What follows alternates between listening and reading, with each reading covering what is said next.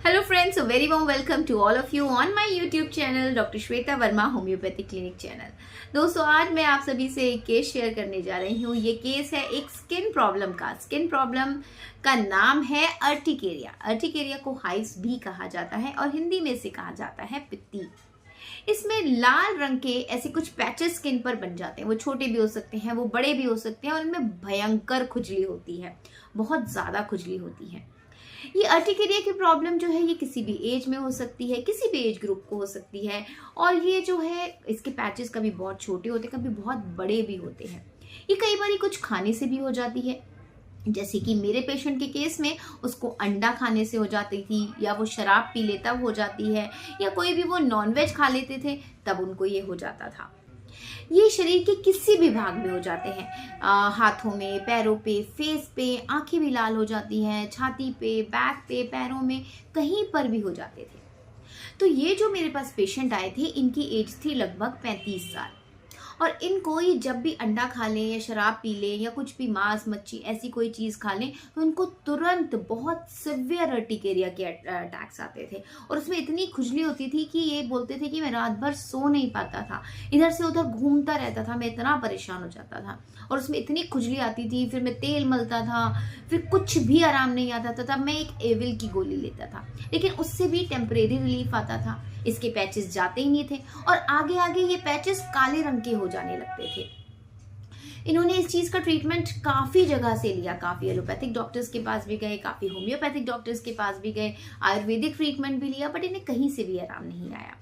फिर अंततः इन्होंने गूगल पे मेरे कुछ रिव्यूज़ देखे मेरे क्लिनिक से, फिर मुझे मेरे क्लिनिक का नंबर निकाल के मुझे कंसल्ट किया, तब इन्होंने यहाँ विजिट किया। और अब ये बिल्कुल एलर्जी फ्री है, अर्टिकेरिया फ्री है। अब जैसा कि आप जानते हैं कि होम्योपैथी में केस टेकिंग काफ़ी डीप अंडरस्टैंडिंग से की जाती है, काफ़ी अच्छे से इंसान को समझा जाता है, क्योंकि होम्योपैथी सिर्फ एक रूल पे बेस्ड है, that is individualisation of the person. तो ऐसे ही जब मैंने इनका केस लेना शुरू किया तो ये बहुत ज़्यादा खुल नहीं रहे थे। मुझे लगा काफ़ी रिजर्व्ड पर्सनालिटी है। स्टिल इन्होंने मुझे थोड़े टाइम बाद बताया कि देखिए, मैं अपने फ्यूचर को लेके चिंता करता हूँ, बच्चों के फ्यूचर को लेके चिंता करता हूँ, और यही रहता है कि भाई आगे कैसे करना है। अभी मैं जिस जॉब में हूँ, एक्चुअली ये एक गवर्नमेंट सर्वेंट है और ये रिटायरमेंट लेना चाह रहे हैं, और ये चाहते हैं कि अब मैं किसी और जॉब में, कोई और प्राइवेट या कोई और गवर्नमेंट जॉब की तैयारी करूँ जिसमें कि अर्निंग और ज़्यादा बेटर हो। तो अभी ये बैंक की तैयारी कर रहे हैं, लेकिन इनका प्रॉब्लम क्या आ रहा है कि ये पढ़ नहीं पा रहे हैं, कंसंट्रेट नहीं कर पा रहे हैं, इनके अंदर वो कॉन्फिडेंस ही नहीं आ पा रहा है कि मैं क्या करूं, और अगर यही करना है तो मैं कैसे करूं। वो कहते जब भी मैं किताब लेके बैठता हूं, फिर थोड़ी देर बाद मेरा मन जो है डाइवर्ट हो जाता है, या तो मैं मोबाइल में लग जाता हूँ या मैं कहीं बाहर चला जाता हूँ।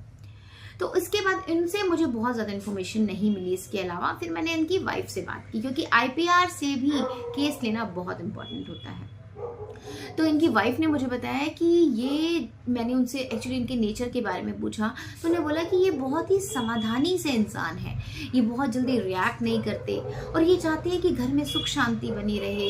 जैसे कई बार मेरी और इनके सिस्टर की भी कोई बात हो जाए या लड़ाई हो जाए तो ये ऐसा नहीं कि एकदम इम्पल्सिव हो जाएंगे या एकदम रिएक्ट कर देते हैं, नहीं, ये उस टाइम कुछ नहीं कहेंगे, लेकिन थोड़ी देर बाद ये हम दोनों को अलग अलग बिठाकर जो है समझाते हैं और कोशिश करते हैं कि ये चीज़ दोबारा ना हो, इस तरह से समझाते हैं। तो ये मतलब कोशिश करते हैं कि भाई घर में शांति बनी रहे, किसी भी तरह की इस तरह की प्रॉब्लम्स ना आए। इसके अलावा ये अपने घर के लिए बहुत ज़्यादा डेडिकेटेड रहते हैं और ये जो है अभी अपने पेरेंट्स के पास वापस जाना चाहते हैं। इन्होंने काफ़ी सालों से जो है काफ़ी ट्रांसफरेबल जॉब रही है, तो ये चाहते हैं कि अब हम एक जगह अपने माँ बाप के साथ रहें, अब जो भी उनके बुढ़ापे का हम जो है सहारा बने। तो इनकी मेन प्रॉब्लम यही आ रही थी कि अब ये जॉब जो है चेंज करना चाह रहे हैं, वो हो नहीं पा रही है। अब वो क्यों करना चाहते हैं, क्योंकि अपने पेरेंट्स के साथ अब रहना चाहते हैं, क्योंकि वो अब काफ़ी ओल्ड एज में हो गए हैं। एक और बात इन्होंने बताई कि देखिए, जो इनके पिताजी हैं वो बहुत जल्दी जिम्मेदारी नहीं लेते हैं, तो इनकी जो 3 बहनें हैं उन तीनों की जिम्मेदारी इन्होंने ली है।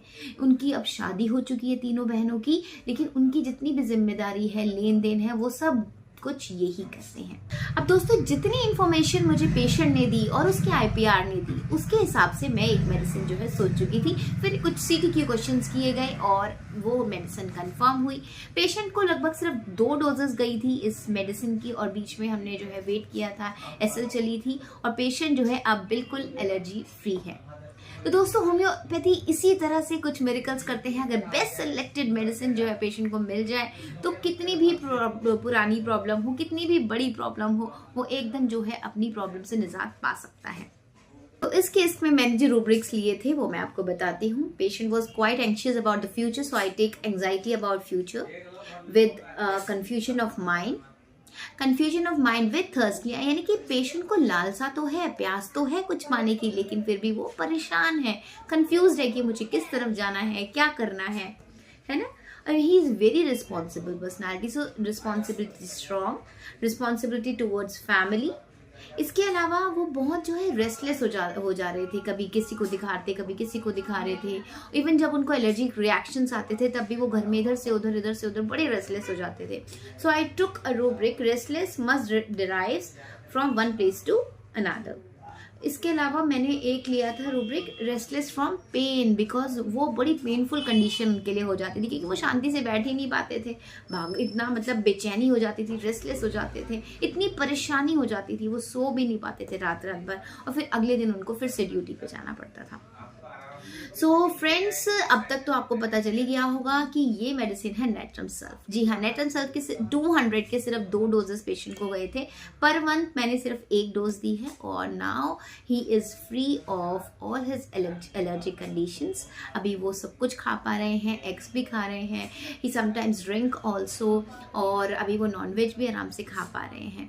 तो अभी उनको कोई भी ऐसा एलर्जिक रिएक्शन नहीं होता। हाँ, फर्स्ट मंथ में मैंने उनको अलाउ किया था कि आप थोड़ा बहुत खा सकते हो, तब उनको पैचेस आए थे, लेकिन वो पैचेस का रेडनेस बहुत ज़्यादा नहीं था, इचिंग बहुत ज़्यादा नहीं था। तो मुझे समझ आ गया था कि this is the right medicine which I am giving to him. तो उसके बाद ये जो है ट्रीटमेंट लगभग 3 से 4 महीने तक इनका ट्रीटमेंट चला और सिर्फ 2 डोजेस मैंने इनको दी थी पर मंथ। उसके बाद he is now free of all his allergic reactions. So thank you so much. I hope आपको ये वीडियो पसंद आई। वीडियो पसंद आई है तो वीडियो को लाइक और शेयर ज़रूर कीजिएगा। मेरे चैनल पर नए हैं तो चैनल को सब्सक्राइब भी ज़रूर कीजिएगा। फिर मिलते हैं एक नई और इन्फॉर्मेटिव वीडियो के साथ। Till then, take care.